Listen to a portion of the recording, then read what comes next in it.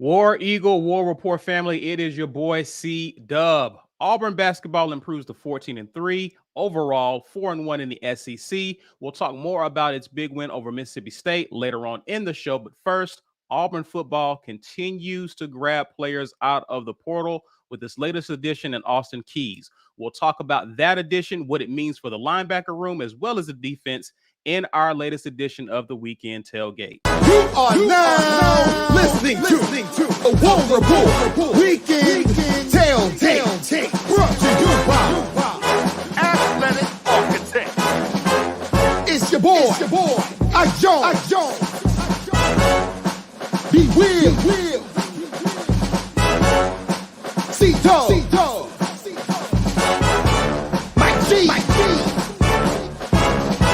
Get ready, sit on back as we bring you the War Report Weekend Tailgate.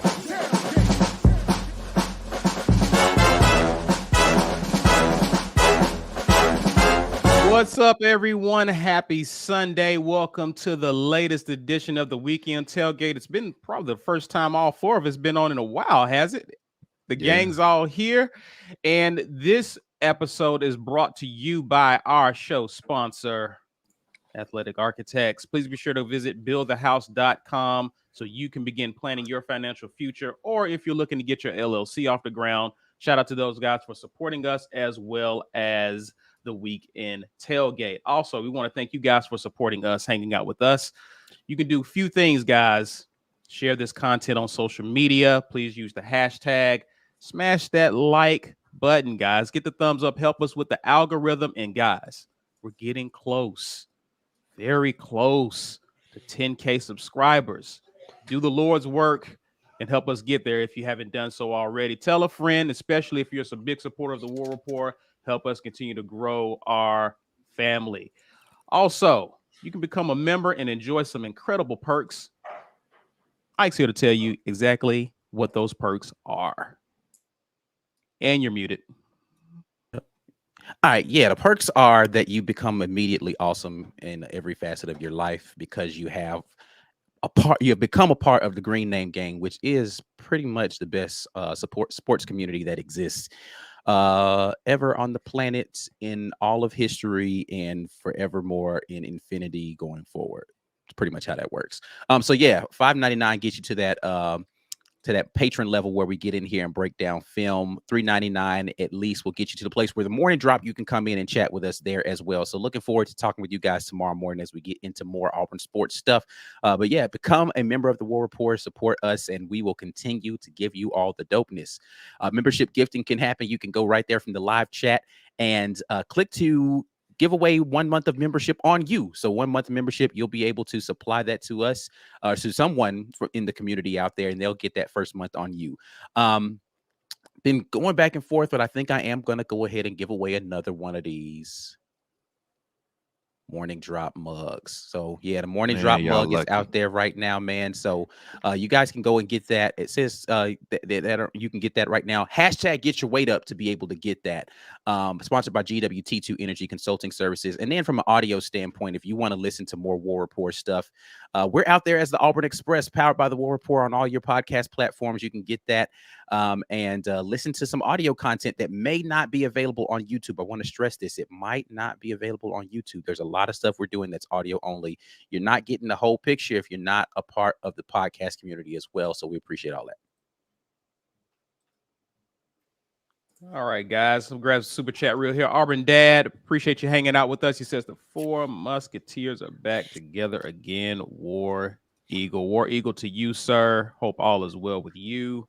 Cody Cooper says, War Eagle, glad y'all on. These playoff games with injured QBs are dookie. Ike's Niners turned on in the second half yesterday. Purdy. Yeah, man. He balling, man. Brock Purdy. How you feeling, Ike? Hey, man, listen, it's just one game, man. We got a long way to go. Oh, come on, man. The best show of quarterback play y'all have had in like 15 years, and you're going to be all humble listen, about it. man, don't be putting no years on stuff, man. You already got in trouble with that with Auburn stuff. Nah, but just kidding. You're right. 16 years. But yeah, man, we're taking it one game at a time, man. We're waiting to see who's going to be the next in the divisional round. But glad to get this win under our belts. Congrats to the Seattle Seahawks for a hard-fought year, divisional rival. But screw the Seahawks because I hate them. Gotcha. Who is a threat to the Niners in the NFC? I don't watch a lot of NFL. The NFC, I mean, so it depends. Jalen Hurts is not playing right now. The Eagles have looked great, but without him, they haven't looked as invincible. He's coming back though, right? He may be. Yeah. He might play today. Don't know where he is on percentages. They don't play. Do they play today? I thought they had the overall season. They got the bye. Yeah. So I mean, he might be back. If he is, then props to him. Whatever. The Cowboys, I guess. Maybe Dak Prescott's a fraud. I had to apologize to the Cowboys fans earlier in the month or last year, whatever it was. Dak Prescott's not that dude. The team is amazing. Dak Prescott's just okay. Yeah. So. Okay. All right. Well, listen. 49ers are the best. Whatever. That's basically what we're. Let's pivot and talk about Auburn football. It's still portal season, guys. And last week we've been keeping up with a lot of the additions that have come. We talked about the kid from Kentucky who's coming on to play for Auburn, but Auburn picked up a linebacker. Had two linebackers visit over the course of the weekend, and Austin Keys. It was announced yesterday that he will be an Auburn Tiger. Good size linebacker, 6'2", 245. But this guy graded out fairly well, according to Pro Football Focus this past season. Had some pretty decent stats, played all 12 games last year for Mississippi State. I believe he picked up about 39 tackles, around there. 39 tackles, 3.5 tackles for loss, and 2 sacks. Pretty productive guy. Instant thoughts about this pickup. I will start with you, Mike G. We need help at linebacker. That's for damn sure. Linebacker play was, to me, was borderline awful last year. In the spots that we missed tackles, it was always critical. Giving up touchdowns, picking the wrong gaps, man. Now we let go of the linebacker coach, so I mean that should say something. I think he was a nice guy. He was real liked, but the development at linebacker just wasn't there. Owen Papo should have been a second-round pick, if you ask me. And he never developed into that guy.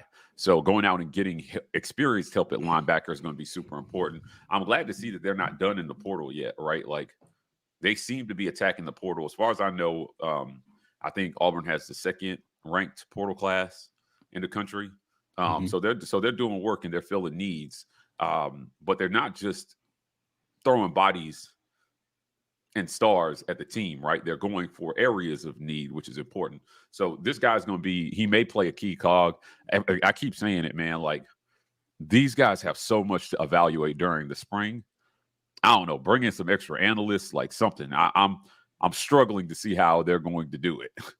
I'm sure they're going to do it, but man, this is a task at hand with all these new talent that they have to evaluate, seeing how guys play with each other. And those 15 practices are going to go by quick with all this new talent. So, linebacker is one of those areas where there's going to be a lot of focus. I watched a little bit of his tape. He could play. Right? And he's going to have to fit in this great scheme. I think, like you said, we're going to be running more of a 3-4 kind of deal this year.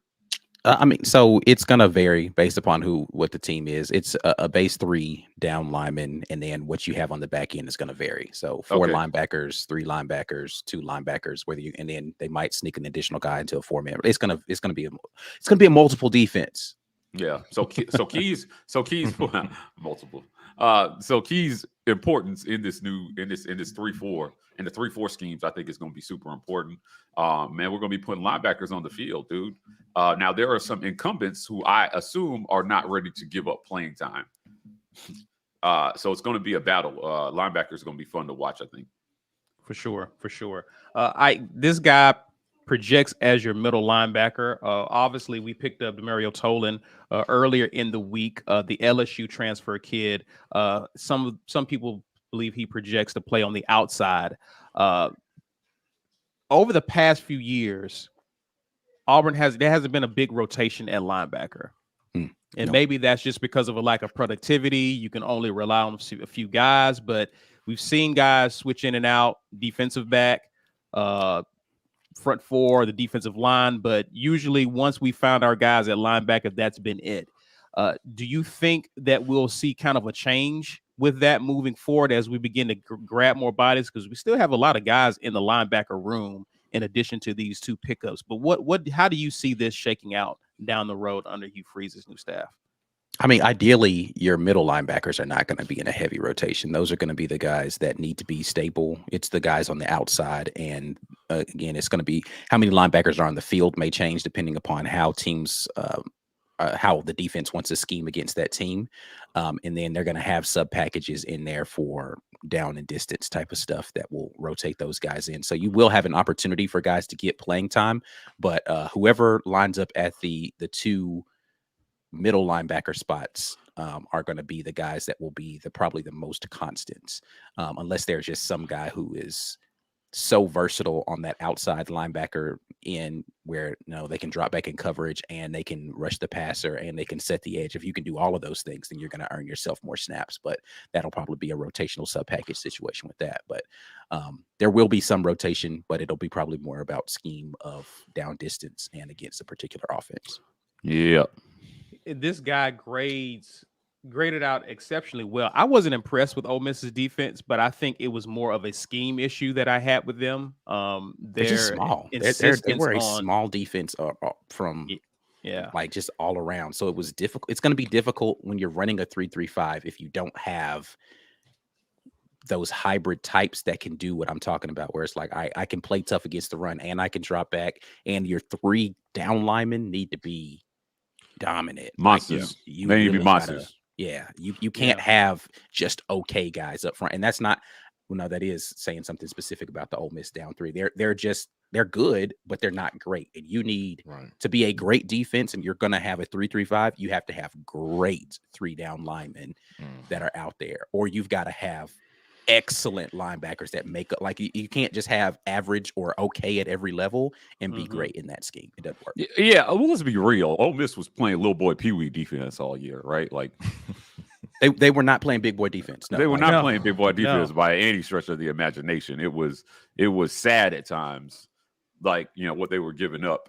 And I'm telling you, and that's not to knock the kids in the system, right? I just felt like, what they were doing just did not jive with winning. And I think that showed down the stretch, right? With 4 straight losses, giving up points. They should have beat Bama.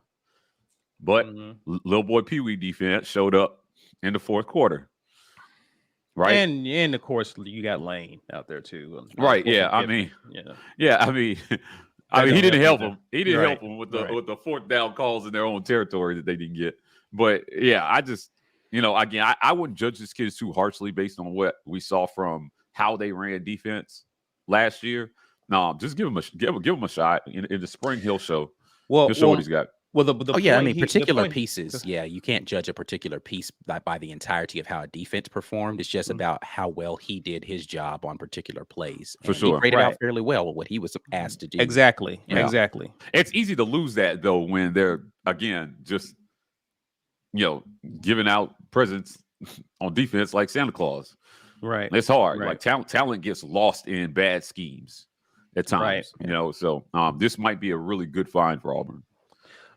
Seems to be a sure tackler. Again, he graded out 85 overall in defense, Pro Football Focus. So they like him, and I'm excited to see how he contributes in this defense. B, want to get your thoughts here as we look forward to spring ball. We got some names in the linebacker room. You still got Cam Riley. You got Wesley Steiner. You still have Robert Woodyard, Desmond Tisdall. These 2 new additions. We have a new linebacker coach, new defensive coordinator. It's a fresh start. Yeah. Is there any guy who you're thinking of who I want to see this guy take a step forward? He has an opportunity to show these coaches what he can do. Who's someone who you're thinking of who I want to hear this guy's name in spring ball? Woodyard. I want to see what Whittier can do. I want to see if he's a good get. Again, I think Ike said this. It's not really fair to. We don't know what the guys in the room can do based on what happened last year. I saw too much of a change between September and October, and then November when Gaddy took over to think that our idea of what any one player is complete based on what had happened before and after that. We thought the offensive line was bad, and then they're not. We thought that the running backs were just okay, and then they look all world. So I'm reserving judgment for any and every position, even the defense. Our defense got better once we changed coaches. So yeah, I want to see what scheme and evaluation from these coaches for what that does for these players who have been there and they've been a part of the program. They've been working out. They've been at practices and taking reps of practice. So a lot, even though he's not a linebacker, but Dylan Brooks. I was like, are we ever going to see this guy? And then coaches change. They put him on the field, gets a couple sacks. Look at that. So the guy can play. So to that extent, I want to see what Whittier can do because I don't know if it's fair to feel like this about football right now. I am not an old school. Oh, I loved it when we recruited them, and then you root for the same names every year, and the transfer portal is messing everything up. I don't feel like that because I want the players to be able to get and maximize their earning potential and get everything that they can get. But there is something about a guy that chose us initially the first time, and seeing him thrive, get a chance to thrive and play well. It's kind of sort of why I'm really rooting for Woodyard in this case. I want to see him get that opportunity to get on the field. And hey, maybe he gets on the field and he's not an all-world linebacker. That's fine. But I want him to get the shot. I want him to get a shot to show that. And that's who I'm really rooting for. Ike, on the morning drop, I believe Friday, you kind of hinted at it, and we can again continue to talk about this moving forward because there's no doubt we may still get some more pickups, but I know you hinted at the job that this coaching staff has done in the portal in terms of, and Mike G alluded to a little bit earlier about addressing needs, not just getting bodies, even if it is at a position where you already have people, but addressing the offensive line, defensive line, linebackers. Talk about the job that Hugh Freeze and staff has done just in a short period of time in terms of not only addressing those needs, but on paper appearing to get quality guys for those positions. Yeah, I think one of the kind of crucial things that Coach Freeze did was, and being able to do this so quickly, was the retention of some of people like Cadillac and Zach Etheridge, right? Because they knew the separate sides of the football, right? So Zach Etheridge, defensive guy, Cadillac being the offensive guy, they understood what those guys were doing in contributions already. And then big props to the off the field staff for just kind of helping him get an understanding what the landscape was of what do we have in the room? Who do we have potentially coming in later? What are the prospects that we're already targeting? And then what are our areas of need? And they took that blueprint and that plan and they went out and aggressively executed against, hey, coach, we need more bodies on the offensive line. Right. We need to upgrade our talent in that room and we need more bodies. Cool. Got it. Let's go get it. They went after that and they went and got offensive linemen.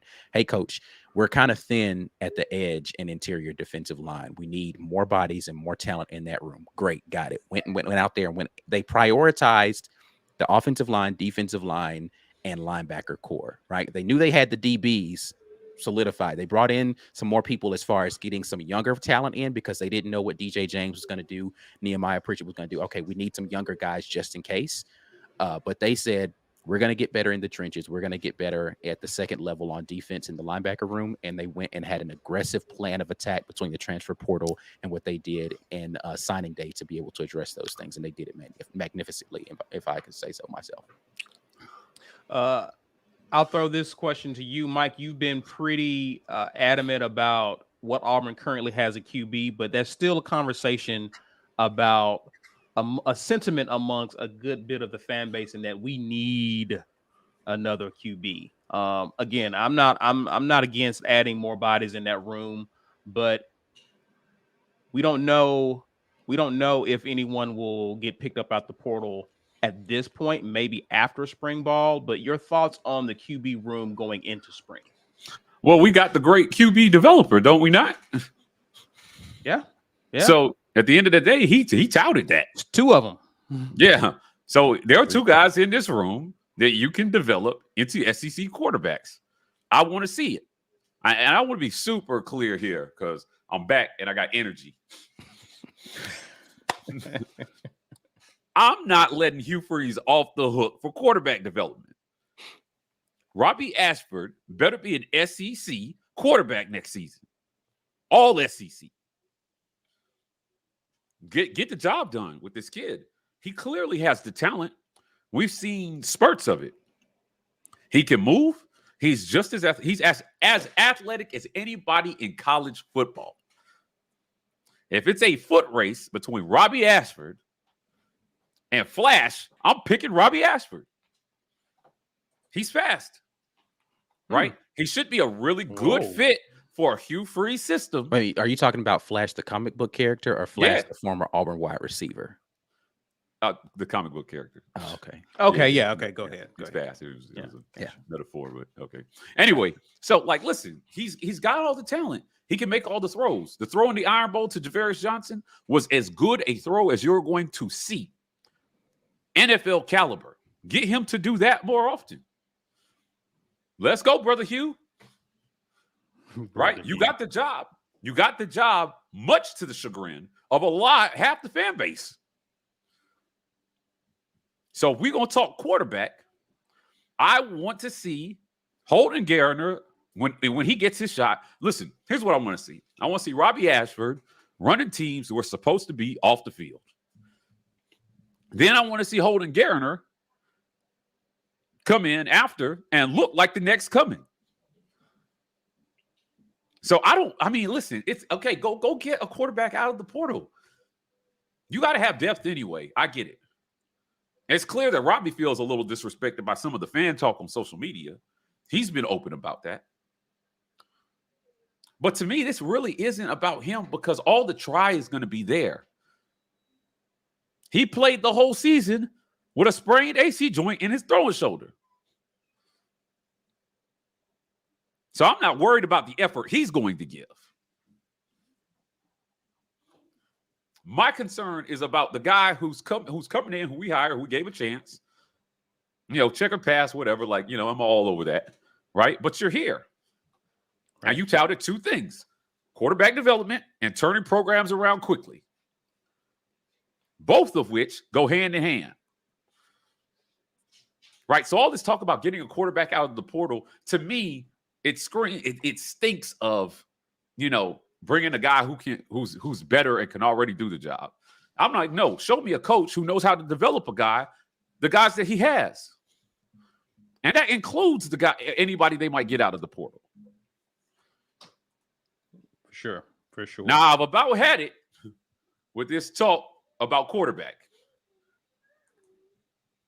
I've had it. Listen, we got guys here who stuck with Auburn, who chose Auburn. I want to talk about those guys too. Now, there's always a group of fans who feel like whatever we saw last season is the best we're ever going to see out of a guy. Right? They think that I'm telling you, a lot of people think Robbie Ashford hit his peak last season. And I'm telling you, that's not true. It's nowhere close to true. Now, he came out and he made a statement in an article somewhere where he said, what you saw was nowhere close to what I can do. Injuries happen to everybody. But what I'm saying is, I think that Hugh Freeze has something to prove this spring. This spring practice better look clean. These quarterbacks better look developed. I don't know what they're, obviously they're in the weight room right now trying to get their weight up. But, we should see a somewhat base polished offense this spring with crisp throws, with crisp routes, and with good blocking schemes for the quarterback, for the quarterbacks that we have. So I'm not against bringing a guy in. I don't want anybody to hear that. I'm not against bringing a guy in because, listen, man, this is the SEC. it felt like half the SEC dealt with attrition at quarterback. Hugh Freeze lost his 4th QB at Liberty. Like, yeah, right. I mean, it happened to Tennessee at the end of the season. Bryce Young had to sit out a game, and Jalen Milroe had to come in. If you're working with one quarterback, you're playing with fire. Right. That's the bottom line. Brian's guy Joe Milton stepped in admirably in Hendon Hooker's absence. But that we need that. When have we had that? Right. At Auburn. So, that's where I'm at about it when we're talking quarterback, man. It's time for them to kind of get it together here. And Hugh Freeze is supposed to be that. Prove it. For sure. Right? So, listen, I mean, if there's any one thing, listen, I would have given him a pass in recruiting because of when he came in, before signing day, after the Iron Bowl, it was a scramble before early signing day. If they didn't sign a good class, I'm like, hey, same pass I gave Harsin. It's tough. It's tough if you haven't been building those relationships. Right? I'd give him a pass on a lot of things as a first-year head coach, but I'm telling you, this thing, when you tell me this is what I do, that's what I expect. Now, he said it with his chest at the press conference.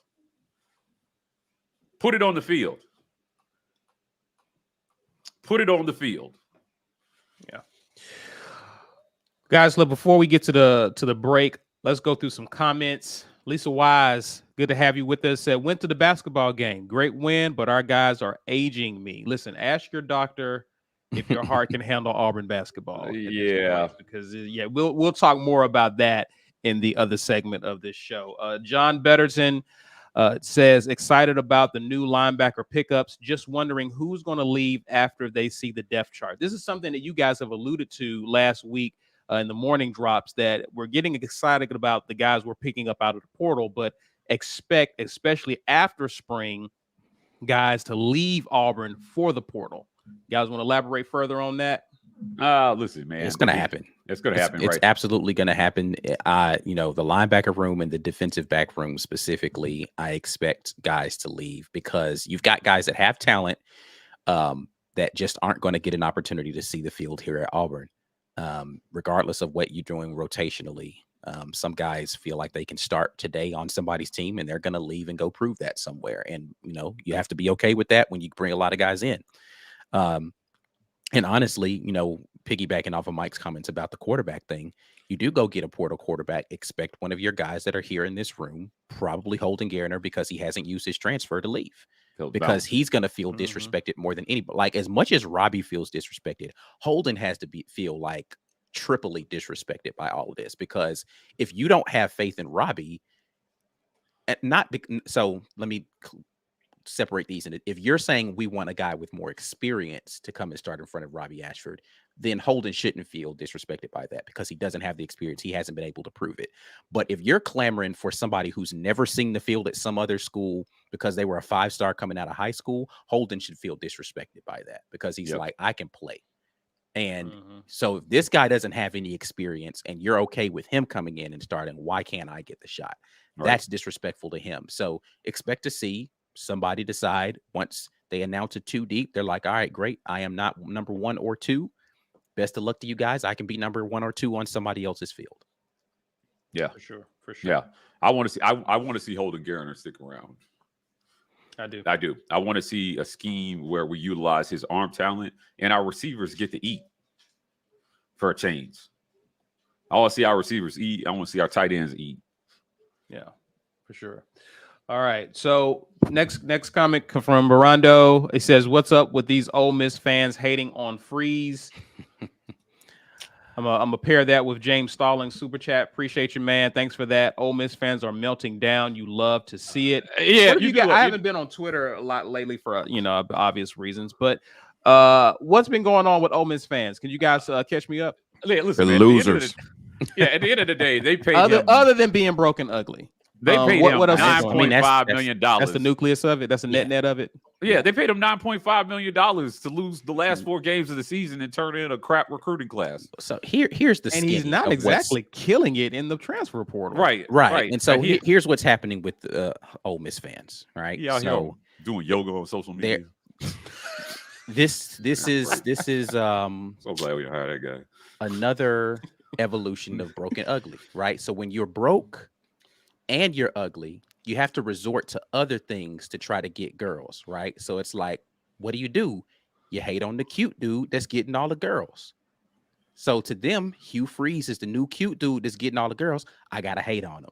I got to do something to try to throw shade at him because why is he getting all the girls and I ain't getting no girls? I ain't even that cute. Yeah, I that's what Ole Miss fans have turned into. So if you don't like me calling you broken ugly, you got to stop broken ugly behavior. I just need you to don't behave like a broken ugly person. Then be mad when somebody's like, you know what? You're exhibiting all the symptoms of broken ugly. That we need to do. Counseling is what I actually recommend for you. Just go to counseling. Cope, they might sell copium somewhere on the internet. Maybe you could Google search it. Is there copium somewhere for me to be able to, ingest amounts of it to get over my broken ugly syndrome? Because you have it in spades right now. And Caesar, hey, Ike, you're an artist. Can we just do like a remix of Wiz Khalifa's Black and Yellow and just do Broken Ugly dedicated to Ole Miss fans? Sounds about right. Yeah. Caesar, you were in college when it would be like 3 of us and some random person. So it's 4 of us, a group of 4 of us. And we would meet a group of 4 girls, right? And random dude would always go after the hottest chick, but the hottest chick didn't want him. So it would mess up everything for everybody else. And then everybody's looking at him like, bruh. Pretty much. That's lame. Pretty much. That's lame to a T. Like, I just don't. I mean, Auburn dodged a bullet. Yes. They dodged a massive. They dodged an $11 million bullet. Yes. Right? I'm telling you. They dodged the bullet. Hey, well, Jaquan Grant says Ole Miss fans are happy they got Pete Golding. I'm so stuck on this, right? So Bama fans are happy he's leaving.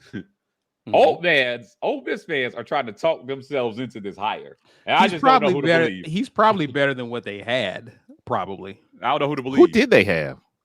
Exactly. I don't know who their DC was. I don't remember who their DC's name is, but there's rumors that he might be joining our staff as an analyst soon. So we'll see. Yeah. Oh, I hope not. Little boy Pee Wee defense is who they had.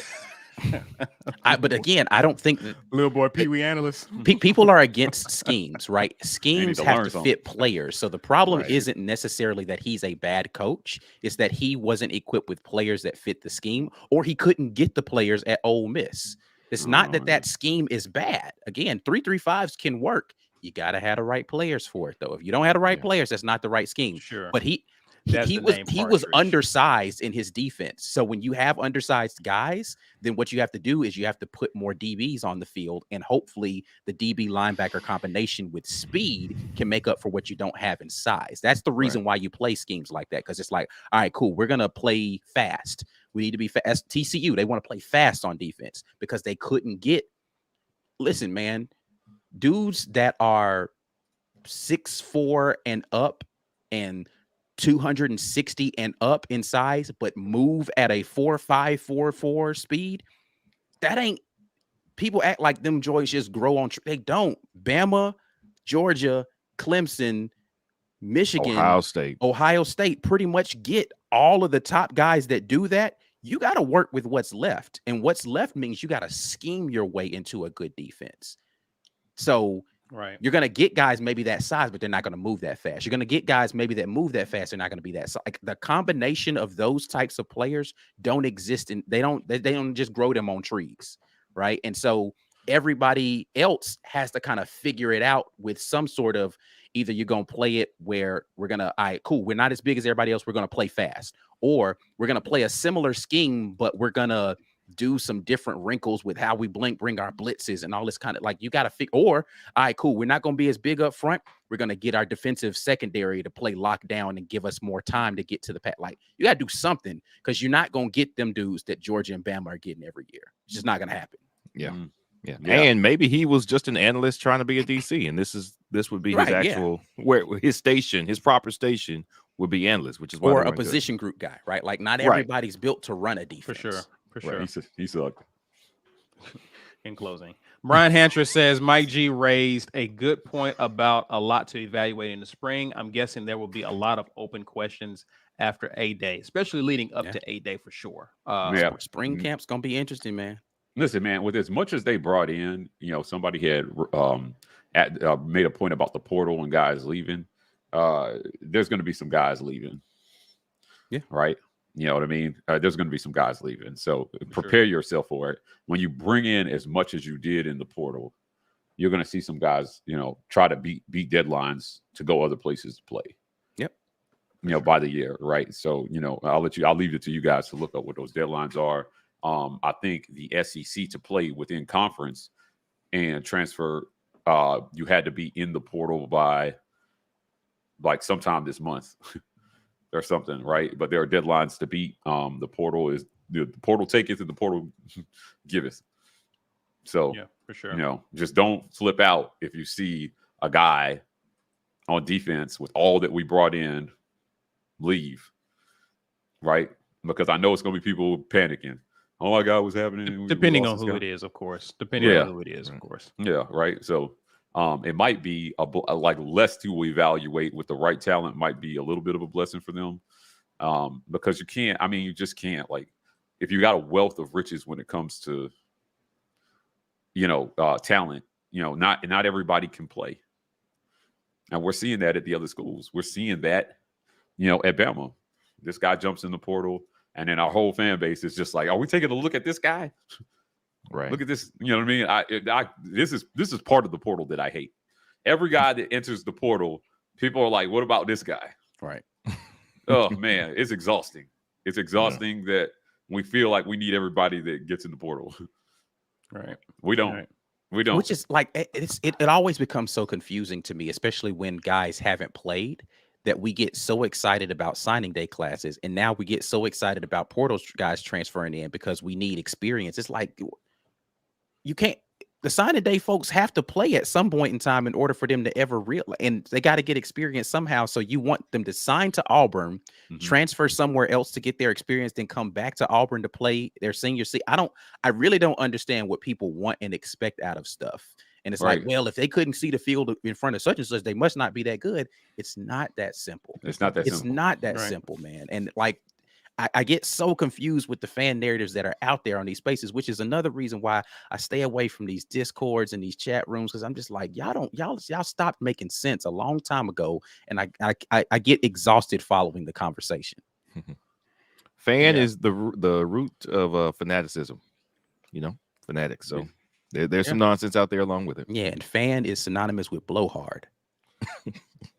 Sure, that etymology checks out. That too. Yeah. All right, guys, you've been watching the Weekend Tailgate so far, brought to you by Athletic Architects. Guys, if you're on social media, please help people to find this content and join the conversation. You can do that by sharing our content. Help us with the algorithm, guys, by smashing the like button while you're here. And subscribe, guys. We have a mission. We have a goal. It will come to pass. We will reach 10,000 subscribers. Be one of the 10K. Help us grow our army. Let's take a pause, guys, to pay some bills and acknowledge our sponsors. This edition of the War Report is made possible by our generous sponsors. AuburnSports.com. For news and notes on all things Auburn sports, head over to AuburnSports.com. Athletic Architects. For young athletes looking to secure their financial futures, let Athletic Architects help you start to build your financial house. Head over to BuildTheHouse.com. And our giveaway sponsor, GWT2 Energy Consulting Services. If you want the best in the business at restaurant logistics, check out our friends at GWT2Energy.com. Yes, indeed. Thank you to the sponsors of the War Report. And thank you to those of you who are fans of the War Report. You aren't the blowhards. You guys are the cool kids, and we appreciate you all for continuing to support us. $5.99 per month gets you to the patron level. $3.99 lets you be a supporter. We have our morning drops that are happening. You got to be a member in order to get into the live chat on those. Anybody can watch it. Live chat is member only. Doing film breakdowns, those are going to be member only on first viewing, patron only on the rewatch. So come on board with the War Report family, and we appreciate everybody who has continued to support us. If you want to gift someone a membership, you can do that right now from the live chat. YouTube randomly assigns this to somebody, so you can go ahead and gift it for 1 month. You pay for 1 month membership for somebody else, and they get to get on board with the War Report family, and they can see all of those benefits. Hashtag get your weight up in the comments. We're giving away one of these morning drop mugs. You guys can get one of those for free, courtesy of GWT2 Energy Consulting Services. Hashtag get your weight up right now in the comments to be able to be a part of that drawing, and continue to listen to us on pod. I want to stress this so much, man. Podcast is doing some good numbers over there, but we want to do more. If you're a podcast listener, if you're not a podcast listener, you know somebody who is a podcast listener. We have so much audio only content that's popping out here, man, between the Amen Corner, the Live Town Pod, Mike Mack and Memes, all of those things happening pod only. You got to be the Auburn Express, powered by the War Report, to listen to them. Yeah. Before we transition over to basketball, there's a few comments I do want to grab and you guys respond to. Clifford asks, appreciate you with us, man. What about TJ staying? Is this just throughout spring till he graduates? Thoughts on this, gentleman? He's got no reason, in my book, right, to not just get a workout this spring and then figure out what he's going to do, right? He's on the team, right? He has not said that he's leaving. So I make no assumptions as to that regard until he says something about it, right? Sure. Yeah, so we're waiting on TJ to either say he's leaving, put something out on social media, give us a TikTok, something, right? Like, we'll go with what he says on that one. So, like, I think maybe there's a chance he thinks he can compete. All these guys have egos, man, so they always think they can compete. For sure. But we'll see what he says. I mean, with all these guys, you hope that they find a spot where they can flourish, right? And so if that's Auburn, then great, that helps Auburn. If it's someplace else, then, at the end of the day, we respect that as well. Erica Radney, appreciate you being with us, says this is the first time that I can remember that the portal and recruiting has really aligned to give us the talent in the positions needed so quickly, right? Yeah. They're attacking areas of need for sure, but I would stress how well they've done it is something that we're going to evaluate at a later date. Hindsight will tell us how well they did. Right. Right. For sure. Yeah, I mean, I think that they're doing well as far as, because to the point is addressing the areas of need is what you can do. Now, whether or not guys pan out, no way of knowing that until they get on the field. And listen, there is a ton of change. Like, good Lord, man. If we looked at the two deep from last year and look at the two deep that's going to be starting this year, you probably it's an unrecognizable team probably when you're going to be trotting out to the field. So there's going to be a lot of stuff for guys to figure out and gelling. Like, they're going to have to, off season is going to have to be a lot of figuring out who the guy next to you is, and then figuring out whether or not you gel with him playing style. Like, there's a lot to happen in this off season that's going to make a product on the field that people can be happy about. It's not just about trotting talent out at different positions. Just because you pencil them in doesn't mean that they play well next to the guy. Listen, if you look at the NFL top 100, the team that had the most players in the NFL top 100, I think the most teams, at least the top two. You know which team that was? Who's that? The freaking Chargers. The Chargers had one of the top producing teams in the NFL top 100 last season, and they just gave up a 27-point lead last night, first game of the playoffs. Embarrassing. And they kind of limped into the playoffs based on how they played this year. Embarrassed. So it's not just about putting talent on the field. It's about getting that talent to gel together, like the 49ers do. Anyway, continue. Well, evaluation is a part of that process, right? For sure. Right. Yeah. So, again, you went out and you got guys. And when I mean hindsight will tell is, again, the evaluation part. You got the guys, but how well did you evaluate it if they don't pan it's out? just hard. It's hard to evaluate in that short a period of time. Like, you just got to go and get guys and hope that they pan out. It's a gift. Yeah, I'm telling you, it's a gift by the better recruiters and the better coaches. They know how to spot talent. and say, hey, right? You know, I mean, and some people, some coaches just aren't good at that. Some of the most important people to any program are talent scouts. Yes. Guys who go out and just find guys and say, hey, we got to have this guy. Yeah. Right. If I remember correctly, it was Trooper Taylor and another coach that went to go see Cam Newton play Curtis first. Looper. Yeah, and came back and told Gene Chizik, we have to have this guy.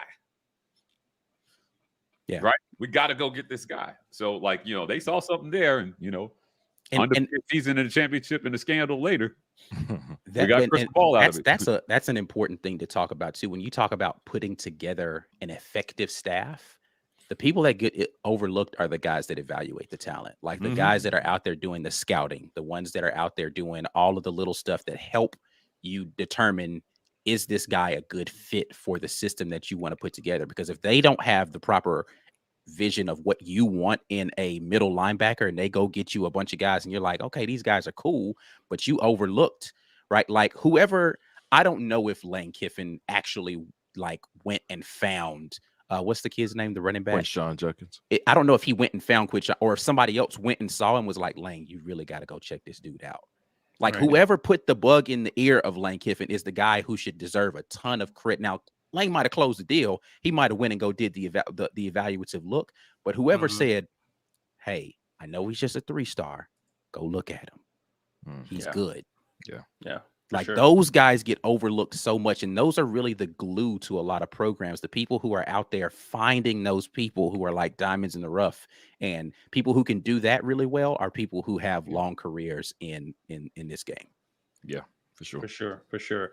Derek Anderson says, I honestly feel the mutual departure of Adrian Passe was because he knew Ashford's remaining eligibility, and then Holden, it's best for him to go elsewhere. Best of luck and wishes to him, though. I think I have a different thought about this, but I want to hear what you guys have to say. I don't know that it has anything to do with Robbie Ashford or anybody.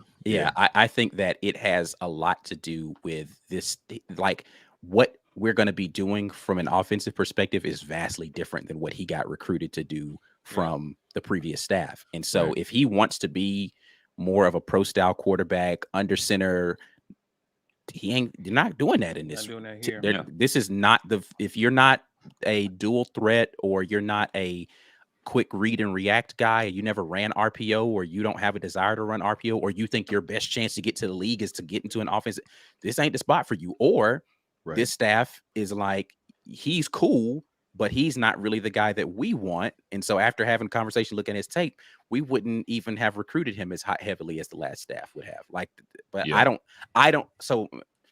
don't think that this has much to do with Robbie Ashford and Holden Gary. I think it has more to do with staff fit and scheme fit. Yeah. We keep telling y'all, players commit to coaches. Listen, in his decommitment thing, he literally mentioned everybody from coach. He's not there. He's not there. Correct. The whole last coaching staff. Thank you for all of these people who aren't there anymore, but I'm not coming to Auburn anymore. Yeah, I want to thank Brian Harsin, Brian Harson's mom, you know, the person who raised Brian Harsin, right? Like, he was very, very clear that the last staff is who he committed to. Yeah. So, you know, this decommitment should not shock. This is not something anybody should freak out over. For sure. And go ahead. Go ahead. Well, I was gonna say, to go with that, I think everybody was saying, hey, if Aaron Nolan wanted to get an offer from us, and that he was much more, I guess you could say, electric as a quarterback prospect in the 24 class, and that should have been who we were prioritizing anyway. So now this kind of wipes slate clean for 24. We don't already have a quarterback in the class.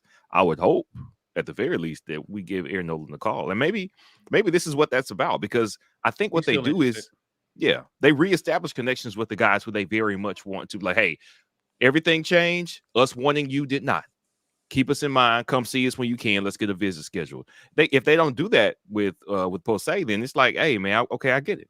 No problem. There are quite a few guys who have said on social media that they were happy to be re-offered by Auburn, right? Like, Adrian didn't come out and say he got re-offered.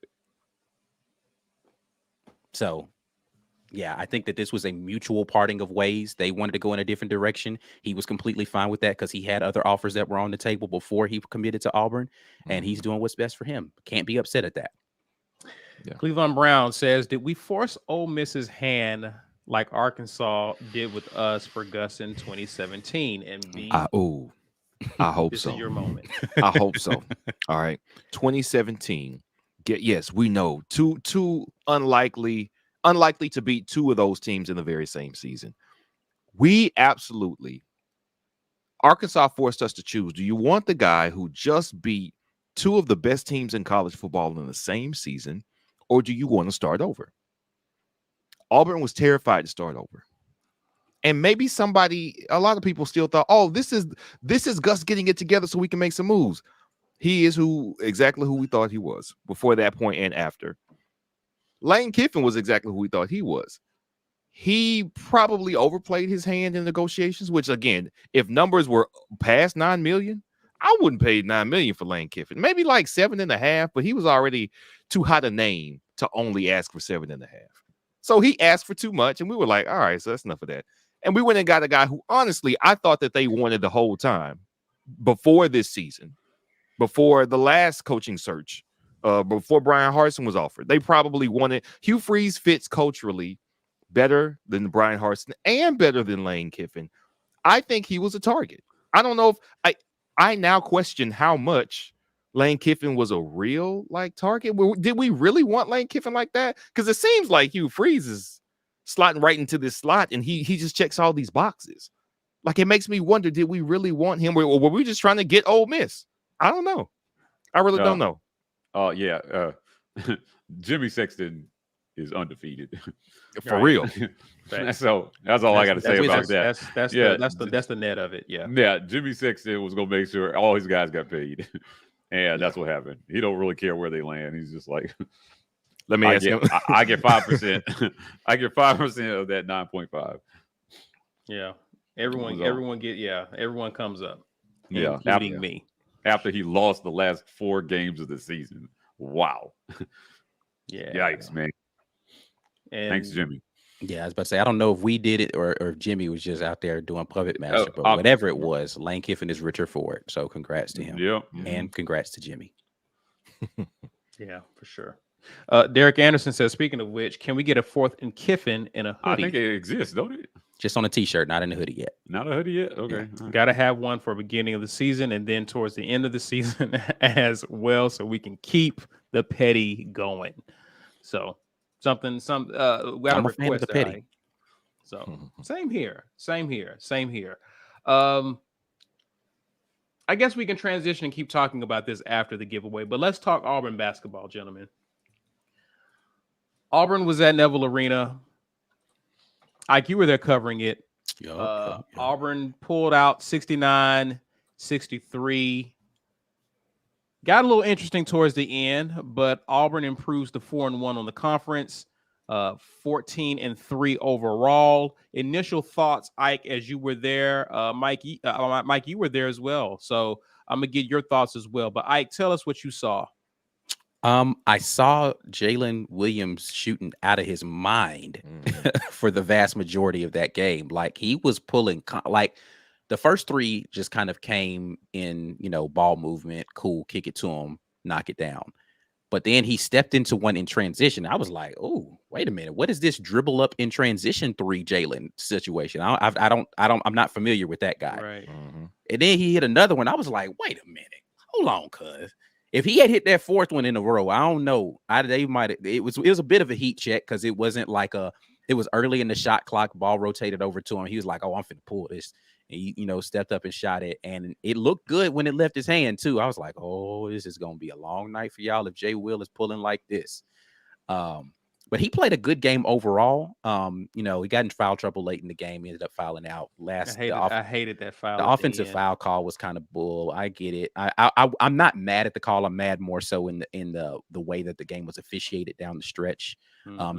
The foul where he fouled out was absolutely a foul. That was on him. You're playing with 4 fouls with 2 something left. That was a bad foul. Yeah, you can't go for the block in that scenario. Janai understood the assignment. Dude's coming down the lane and he's going in for the dunk. Janai was like, oh, let me get out the way. I don't need my 5th. And he let him get the dunk. So overall, I will say this. Mississippi State, very physical on the boards, glass team. If it was not for the fact that they were physical on the glass, this game would have been an absolute blowout because Mississippi State can't shoot at all. And this is coming from me watching Auburn shoot poorly. Mississippi State is terrible at shooting the basketball. Facts. Absolutely. 18 shots from three. Not a single one of them even looked remotely like it was going to go into the basket. It was awful. They were terrible shooting the ball. So, just Auburn played decent defense for the vast majority of the game, but they got beat on the glass. Alan Flanagan is hooping right now. He had a couple of very Alan Flanagan-like turnovers. He has to know where the sideline is. Yeah, right. He had a couple of very mental lapse type of turnovers where dribble the ball crazy, but he's shooting the ball much better. He's making better decisions. This is gonna get slept on, man. KD Johnson's playing better basketball right now. He's not scoring at the same clip that he used to, but he's also not forcing a lot of shots up. Yeah. And in transition, he's making the right decisions. He still has to grow into this new mature KD Johnson where he's sharing the ball with people, but he's playing better basketball right now because he's making better basketball decisions out there. And he's still playing great defense. Wendell was spotty. He was good in some spots. He was bad in others. He shot the ball better down the stretch, closed out with a last 11 points in the game or something like that. Something crazy. Right. A lot of them from the free throw line. Yeah, man, we're an okay team right now. We're not a championship team, but they did pretty well last night against a team that they should have beat. Mike G, what's your thoughts, man? First of all, Neville Arena didn't disappoint at all. So this is the second game that I've attended at that arena as a fan, right? Like just sitting in the crowd, and it's just such an advantage to play there, right? The student section is relentless. I got a chance to sit next to one of our listeners, which is great. Apparently, athletic director John Cohen was sitting to my right the entire game. Had no clue who he was. Somebody on Twitter pointed it out in the picture I took with my mom. They were like, low key, that's the athletic director to your right. So hopefully I didn't say anything too inflammatory in front of him. Well, you was with your mom, so that was a nice little buffer. Yeah, it was a little buffer. About the game though, to me, Auburn just looked sloppy. And this team, I personally don't think without improvement, this team is going to go very far. I don't think they can win the SEC. I don't think playing the way that they're playing that they can beat Bama. That's my take on it, right? Mississippi State, to Ike's point, is not good. 0 for forever from three. If they had hit just a few threes, that could have been a crazy game. Yeah, for sure. And I like what I see. I mean, it's clear to me that down the stretch, Wendell Green has to play well for this team to beat the better teams. So when he's getting in there and he's getting calls and, bodying people and getting into people and getting and-ones, we look better. The three that Flanagan hit at the end of the half was beautiful. Yeah. At the buzzer. And then Jalen Williams, this team needs somebody to step up like Jalen Williams is doing. Now, he ended up fouling out, did he not? Mm-hmm. Yeah, he did. He ended up fouling out near the end of the game. But I thought that he played extremely well. And shooting has been their bugaboo. So they shot pretty well last night, though. Yeah, that's what I'm saying. Like, shooting has been their bugaboo. So for him to go out and shoot like he did, but then for it to be as close as it was with all the other deficiencies against what's not a very good team, I don't know. Like I said, man. Yeah, I just don't. I mean, they still have time to pull it together, right? And in the presser before the day before, I tried to roundabout ask, like, hey, 2019. You guys were able to turn it around. Like what buttons did you push? What happened? How did the light turn on for that team? And can the light turn on for this team at this point? They're not. I mean, they don't have the shooting that the 2019 team did, and I don't think they're suddenly going to find that. So, right. It was fun to watch them win, But like, you know, that feeling you get even in football where you won and you're just like, yeah, we're happy we won, but you know, tough times are ahead. Brace yourself, right? And I'm watching Bama destroy their opponent by like almost 50 points, shooting out their mind. And I'm thinking, I don't know, right? The SEC is tough this year. And over the back half of our schedule, the Auburn's going to find out how tough they are on the court. So, you know, just my thoughts. Like, I was, again, always happy to see the win.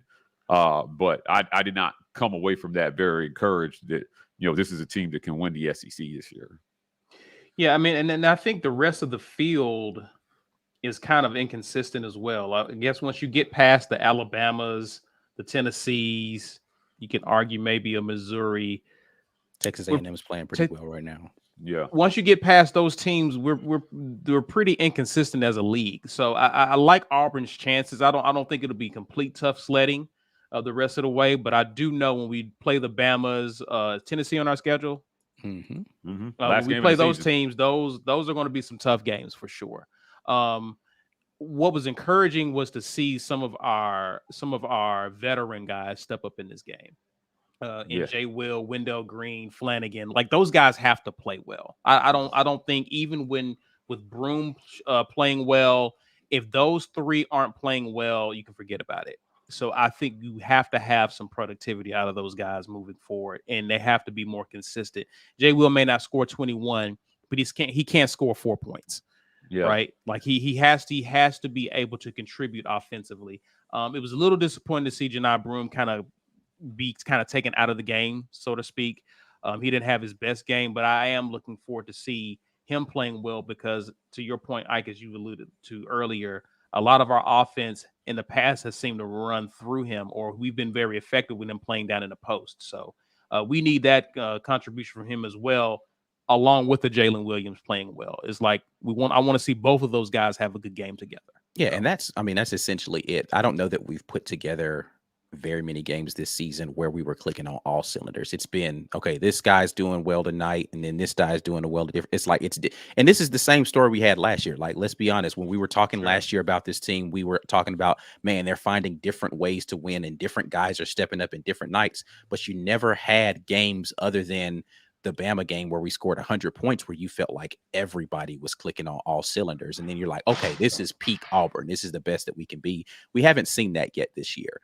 I think we're starting to get better at that sort of thing, as far as the offense looked very stagnant at some points. It was just like that press bothered them.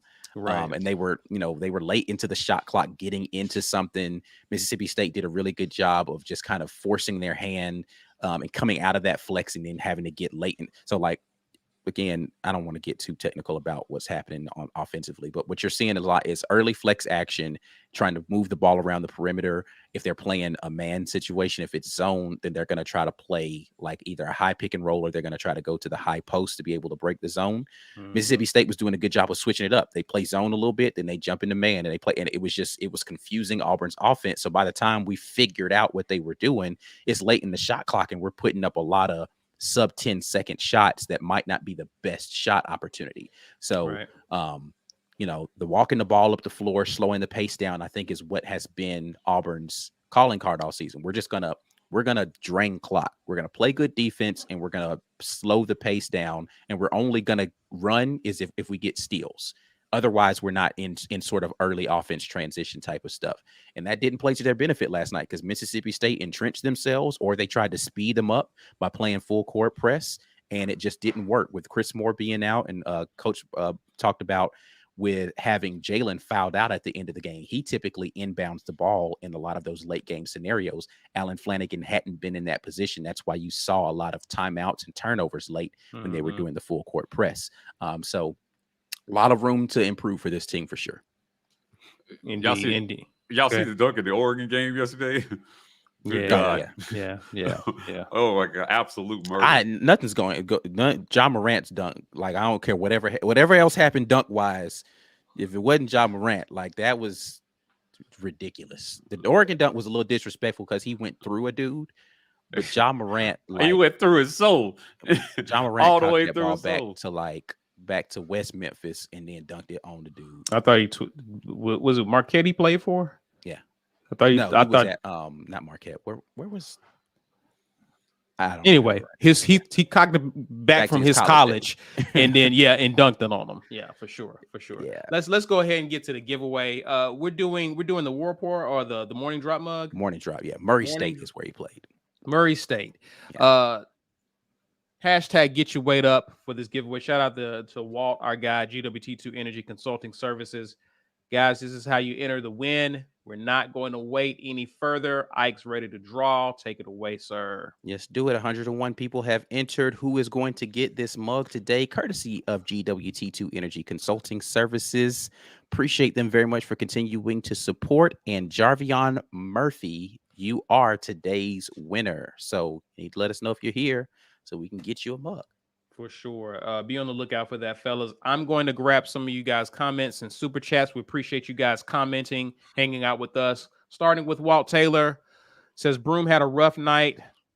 MSU 5 outplayed Broome, in my opinion. Glad we hit from outside last night, or otherwise probably wouldn't have been a good night for us. Thoughts on that, guys? The ref really wanted to check him up on that one putback where he just kind of gave him a shoulder shrug.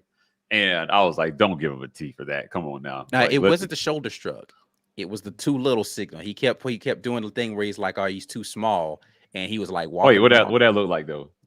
Like he's pointing, holding his hand down to the ground, being like, "Are you too little? You too little. He's too small." He does that a lot, and so like he was like looking at him, like, "All right, like chill out." So he went and talked to Bruce Pearl and told him, "Hey, you guys doing too much over here. Tell him to calm down." Or okay. Yeah, I think that's funny because I was next to my mom screaming, "Too small, too small." Yeah, and that's exactly what Janai Broome was saying. Yeah. You got he was on our end of the court. I could see him down there. Yeah, he says too small. Yeah, it was too small for sure. I mean, listen, that's not a terrible thing to say. Janai Broome got outplayed by one of the best centers in the league. I don't know that he necessarily outplayed him though. I think Janai really wanted to lock him up defensively, and he did for the vast majority of the game. He didn't show it on the offensive end, but we didn't go through Janai. Like I tweeted this at halftime. Yeah, Janai Broome, I think, took 3 shots in the first half, and I think 2 or 3 of them were on the exact same possession where he got a shot and then got his own rebound and then shot it again and got his own like I think the 3 shots he took, or 2 or the 3 shots he took, were on the exact same possession. They were not running the offense through Janai Broome in this game. He shot the ball 2 times in the second half of the game, got fouled on both of them. It was the very first shot out of the second half. So outplayed, I think I guess it's a matter of opinion. I wouldn't say he got outplayed. I think Janai came into the game saying, I'm going to focus on my defense. And then the strategy wasn't to go through Broome offensively. It's going to let him work defensively and try to keep this guy under wraps. And I think he did a fairly good job. But again, Mississippi State's terrible. So yeah. Real quick, he's here. Yeah, Jarvion Murphy. Hold that thought. Jarvion, congratulations. What we need from you, sir, we need you to email us, business@thewar report. We need your physical address, and your morning drop mug will be on its way. Congratulations to you, and thanks for watching our show. What you got, Mike? I just wanted to take a moment to acknowledge that our brethren over at the University of Georgia suffered a tragedy this morning. They lost a football player and a staffer. There were 2 others that were injured. So our thoughts and prayers go out to them right now during this time and the families of this deceased.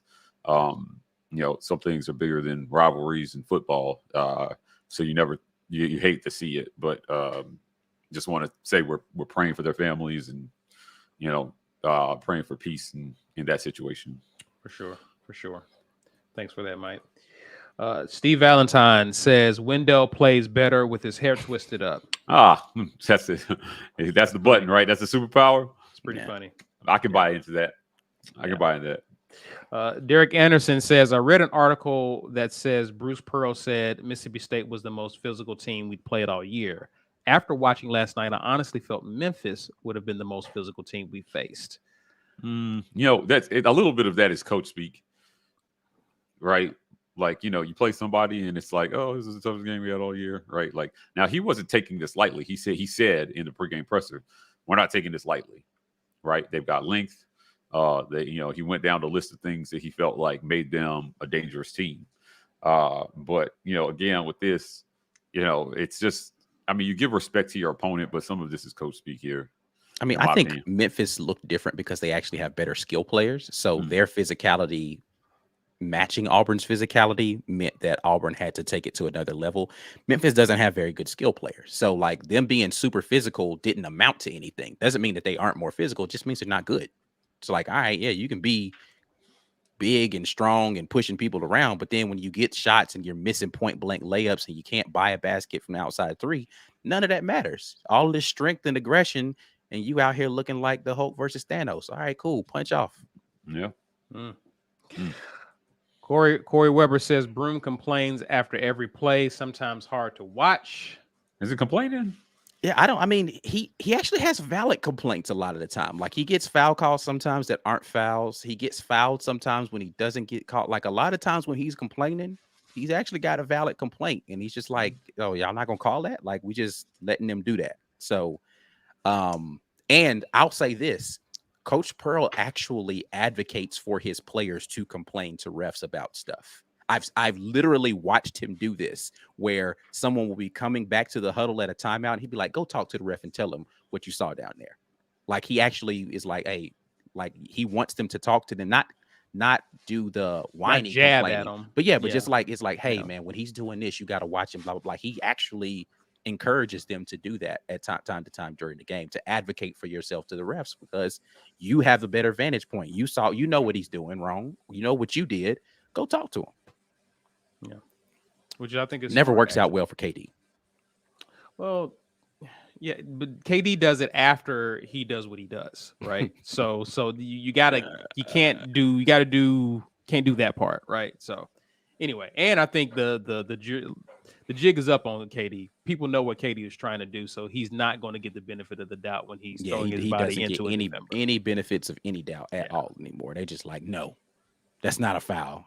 I know we clotheslined you, but you jumped into the clothesline. Right. Steve Bradley says we had no paint defense, which won't get it done deeper in the schedule. How are we looking at paint?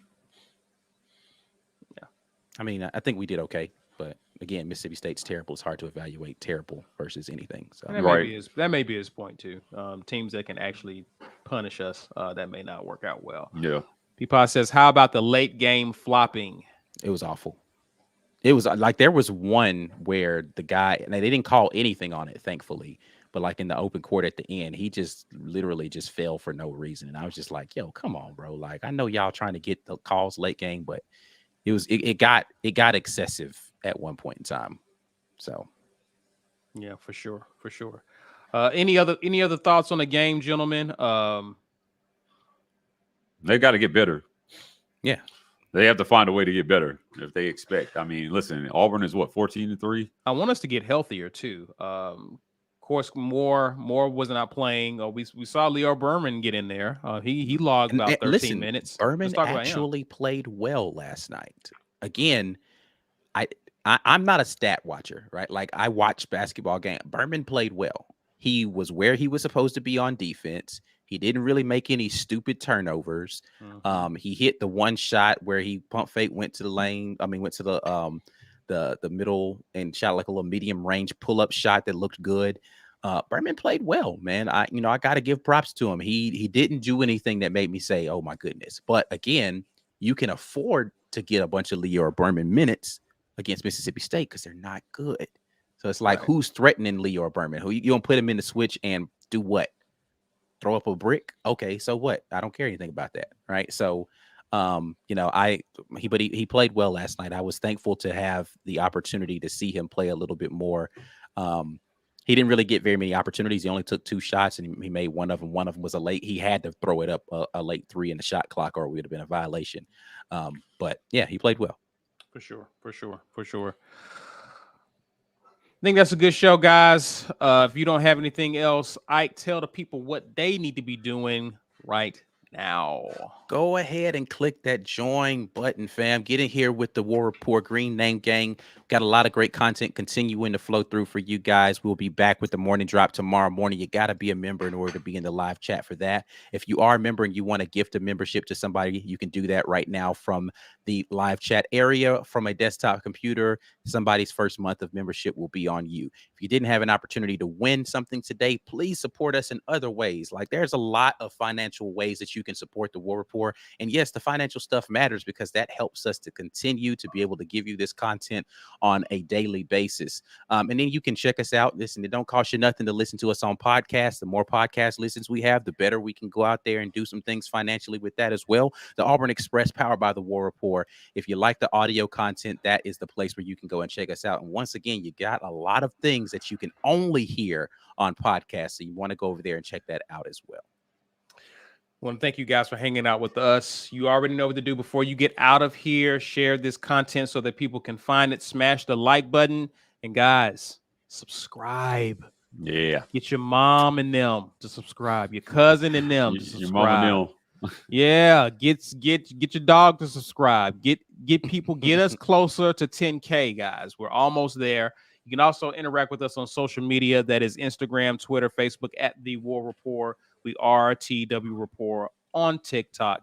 That's it for now, guys. We will definitely catch you this week with the morning drops. Of course, our midweek report coming up. Until then, enjoy the rest of your weekend. And as always, War Eagle. War Eagle.